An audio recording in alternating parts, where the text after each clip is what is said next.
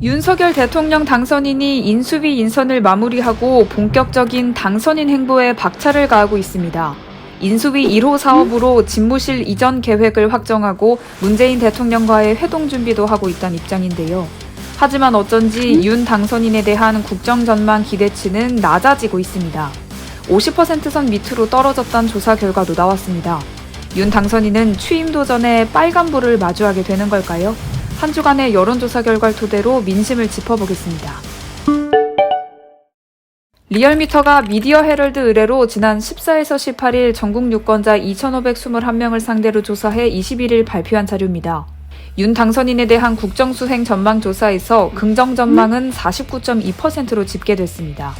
전주 대비 3.5%포인트 떨어지면서 50%선 아래로 후퇴했습니다. 전주조사에서 윤 당선인이 역대 당선인을 통틀어 최저 수치를 기록한 걸로 나타났는데 그보다 더 떨어진 겁니다. 조사 기간을 고려하면 문 대통령과의 회동이 무산된 것과 대통령 집무실 이전 논란이 여론에 부정적 영향을 끼친 걸로 보입니다. 지난 16일 문 대통령과 윤 당선인은 단독 회동을 하려다가 당일 4시간 전에 갑자기 취소했죠. 이명박 전 대통령 사면과 공기업 인사권 행사를 두고 이견을 좁히지 못했기 때문으로 해석됩니다. 당선 열흘 내로 신구 권력이 회동해온 전례를 깨고 양측은 최장기간 만나지 못한 사이로 기록되기도 했습니다. 여론이 출렁거리자 양측은 조건 없이 만나자며 손을 내밀고 다시 실무 협의를 시작한 상태입니다. MB 사면과 공기업 인사권 이외에도 양측이 조율해야 할 이슈는 또 있습니다. 바로 대통령 집무실 이전 논의입니다. 윤 당선인은 지난 20일 집무실을 용산 국방부 청사로 이전하는 계획을 확정했습니다. 그 예산으로는 500억 원가량을 추산했는데 예비비를 사용해야 하기 때문에 국무회의 의결을 거쳐야 합니다. 문재인 대통령도 광화문 시대를 공약했던 만큼 청와대가 윤 당선인 측에 협조할 거란 기대도 나오는데 더불어민주당은 결사반대하고 있는 입장이라 쉽지 않을 거란 우려도 나옵니다. 민주당은 윤 당선인의 용산 이전 계획이 졸속이란 입장입니다.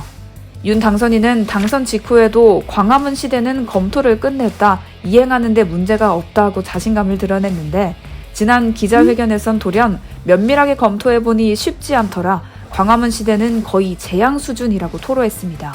스스로 말을 바꾼 걸 인정한 셈이죠. 민주당에선 뭐가 그리 급한가, 제왕적 대통령을 타파하겠다더니 제왕적 행보를 보인다고 비판했습니다.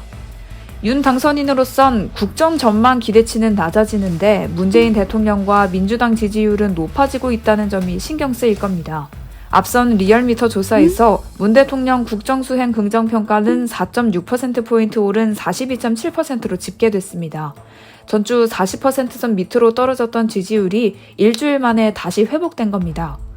정당 지지도에선 민주당이 5.7%포인트 오른 41.3%, 국민의힘이 2.5%포인트 낮아진 40.7%로 나타났습니다.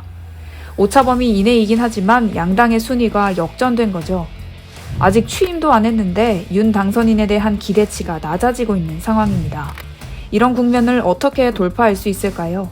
자세한 여론조사 개요와 결과는 중앙선거여론조사심의위원회 홈페이지를 참고하면 됩니다.